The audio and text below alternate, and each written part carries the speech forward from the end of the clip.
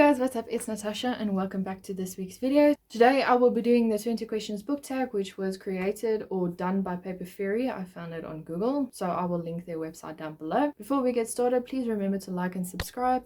Remember to click the notification button next to the subscribe button if you want to be notified once my videos are uploaded. Remember to follow me on my social media platforms right here.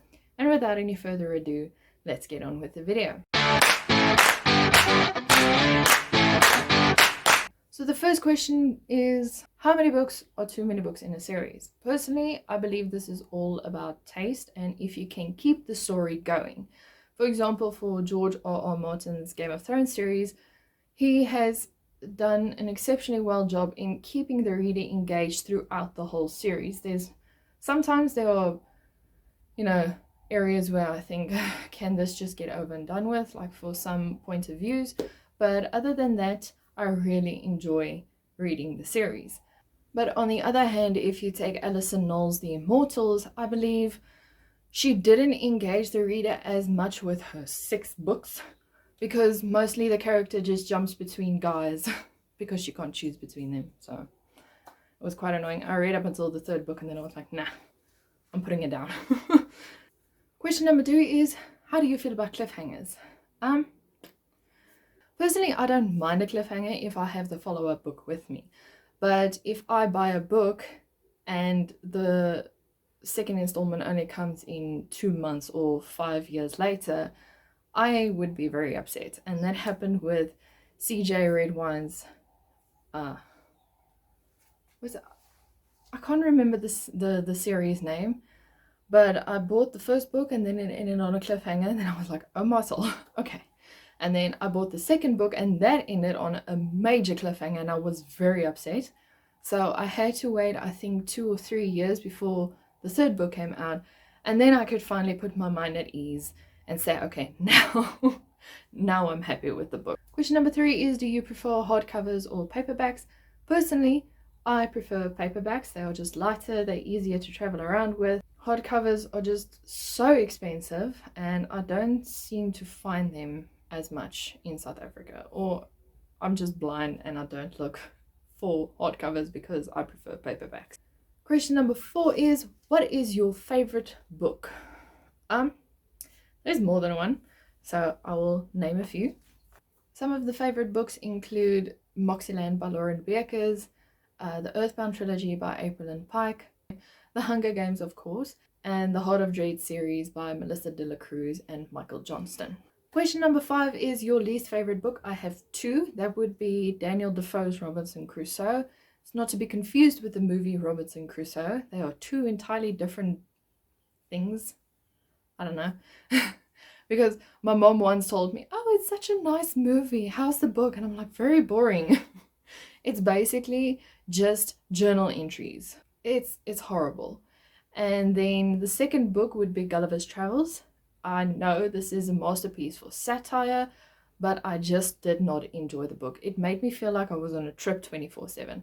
My brain hurt after I read that book, so definitely would not. I would recommend Gulliver's Travels, but only like part 1, but I won't recommend Daniel Defoe's Robinson Crusoe. That was a very boring book, unless you want to go to sleep early. Question number 6 is, do you prefer love triangles? This all depends if it can be written well into the story. If the character keeps on jumping between the two and by the end of the book you still don't know whether they made the right choice or they keep questioning whether they made the right choice, I don't enjoy a love triangle. But as I've said, if it's written well and if the character ends up with someone I ship them to be with, then yes, I love love triangles. Question number 7 is the most recent book that you couldn't finish. I normally don't DNF books. I don't know, I like to torture myself apparently and read through some books that I find very boring. But the most recent book that I just had to put down because I couldn't continue reading it was Inkspell by Cornelia Funke. I think I DNF'd it 3 years ago? 2 years ago. Where are we now? In 2021. So yes, 3 years ago that I just put the book down and I never continued with it again. Question number 8 is a book that you are currently reading. That is Afterland by Lauren Beekers. It's just a very slow-paced book, so it's taking me 3 weeks to get through the book, which is normally a very long time for me. And then also Blood Safari by Dion Meyer. The book is set in South Africa, in Limpopo and Cape Town. I know the areas, not personally, but I know how the areas look, so I feel more at ease creating these pictures in my head than if the book is set in America and I don't know how the state looks, and then I have to try and imagine the surroundings around it. So I'm quite enjoying Blood Safari at the moment. Question number 9 is the last book you recommended to someone. I believe that would be NYPD Read, the series by James Patterson, and I believe I recommended to my dad. Question number 9 is the oldest book you've read by publication date. I checked. I believe Robinson Crusoe by Daniel Defoe is the oldest book I've read so far. I would just have to check when the first book was actually published. Question 11, newest book you've read by publication date. Natalia Gomez's After the Rain. That is a very exceptionally well written book. It ends just sweetly. I quite enjoy it. Question number 12, my favorite author. This would be by far Kelly Armstrong and CJ Redwine. And I've also come to like April Pike's books as well. They are also very well written. Question number 13, do you prefer buying books or borrowing books? I mostly buy books because, for example, if I go to the library, there's not the books that I usually want. So I just tend to go buy the books myself. And then I have my own library. So it's a win-win situation. Question number 14 is a book that you dislike that everyone seems to like. I see everyone is jumping on the bandwagon now that Twilight is so good. Personally, I didn't enjoy Twilight. It was okay of a read, but it wasn't like, wow, like I need to reread this. And I haven't had the need to read it again. Question number 15, do you use bookmarks or do you dog ear your books? I hate it when my ears get dogged. What? I hate it when my books get dog-eared. Please don't do that to my books. I would much rather buy you like a set of bookmarks so that you can use it for every page. And I would buy you sticky notes if you want to remember this instead of dog-earing the passage. Please just don't dog-ear my books. I cannot stand that. Question number 16, a book that you can always reread. That would be The Hunger Games. I just love the series. Then I can usually rewatch the movies and reread the books. They are just magnificent masterpieces. I enjoy them quite a lot. And Harry Potter. One can never forget Harry Potter. Question number 17 is, can you read while listening to music? If it's classical music and I don't know the song, then sure, I can read with music.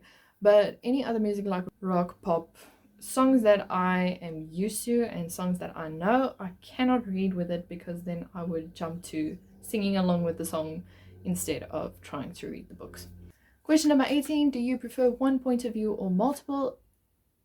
It all just depends on the book. Game of Thrones gets it right to do multiple people, so I don't mind that. Mostly because he has a very large character base, so I don't necessarily hate the fact that he uses so many characters.